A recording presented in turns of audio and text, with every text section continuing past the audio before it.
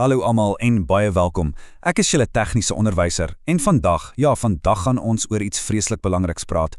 Hoe om nie net goed te werk in die werkskapel nie, maar hoe om veilig en sterk te wees terwyl jy dit doen.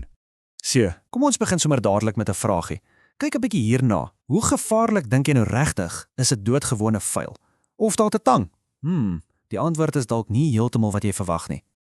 Weet julle, 'n groot fout wat baie mense maak, is om te dink dat omdat 'n stuk gereedskap nie 'n prop of 'n motor het nie, dit sommer van self veilig is. Wel, ek is hier om vir julle te sê, dit is 'n reuse fout.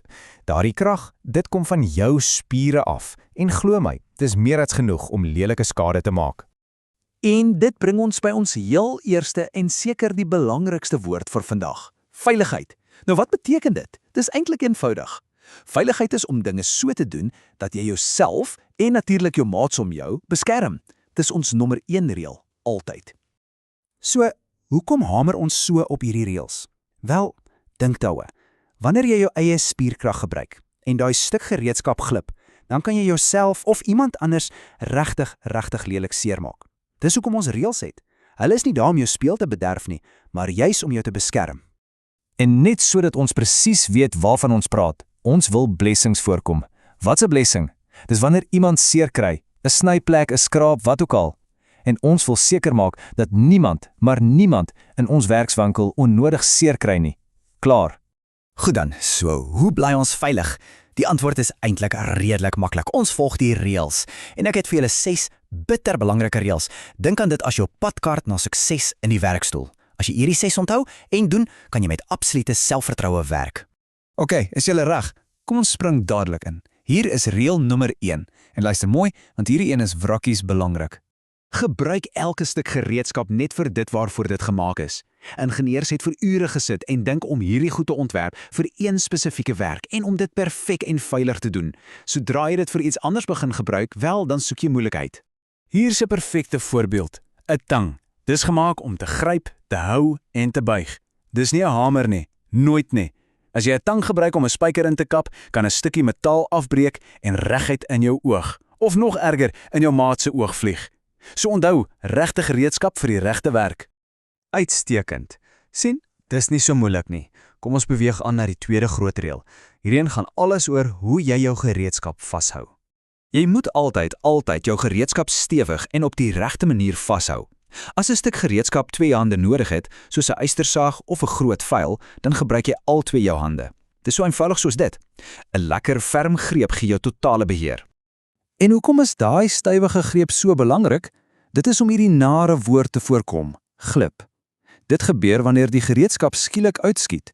En as dit gebeur, kap jy dalk jou knukkels teen die werkstuk of sny jouself lelik. So hou daai goed stywig vas. Reg, reël nommer 3. Hierdie een het alles te doen met jou spoed en waar jou kop is. Werk altyd stadig en versigtig. Goeie netjiese werk vat tyd. As jy jaag, maak jy foute. En foute in 'n werkswerking, dit lei tot ongelukke en sommer net slordere werk. So haal diep asem, fokus op wat jy doen en werk met aandag. Pyk, reël nommer 4. Hierdie is 'n klein veiligheidscheck wat jy elke liewe keer moet doen voor jy begin werk. Geen verskonings nie. Voordat jy enige stuk gereedskap optel, kyk vinnig daarna. Is die handvatsel dalk los? Dink gou daaroor, as 'n vuil se handvatsel afkom terwyl jy stoot, kan daai skerp metaalpunt die tang reg in jou palm van jou hand indruk. As iets stukkend of snaaks lyk, moet asseblief nie probeer taflees nie. Los dit uit. Gee dit vir my. Ons is amper deur. Reël nommer 5. Hierdie een gaan nie net oor die gereedskap nie, maar oor jou hele werkplek. Jou werkspasie moet altyd, maar altyd netjies wees.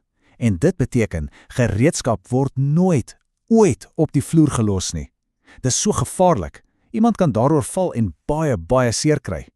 Is jy klaar met iets? Sit dit dadelik terug waar dit hoort.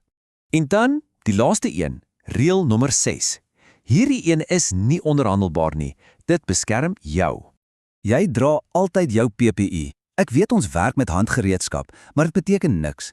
'n Saaglim kan steeds breek, 'n metaalsplinter kan spring, daai veiligheidsbril en handskoene, dis jou laaste verdediging. So dra dit. Elke keer. Goed, reëls is een ding, maar kom ons kyk hoe lyk dit nou in die praktyk. Sê nou maar ons moet 'n pyp saag. Ek gaan julle nou eers wys hoe die heeltemal verkeerde manier lyk en dan wys ek julle die regte, veilige manier. Kyk 'n bietjie hierna. As ek die werkstuk nie vasklem nie, ek gebruik net een hand. Ek kyk rond te gesels met my maats en ek probeer rof en vinnig saag. Sien julle hoe buig daai saaglem en hoe wil hy gly? Dis ongelooflik gevaarlik en ek kry absoluut niks gedoen nie. Dis presies hoe ongelukke gebeur.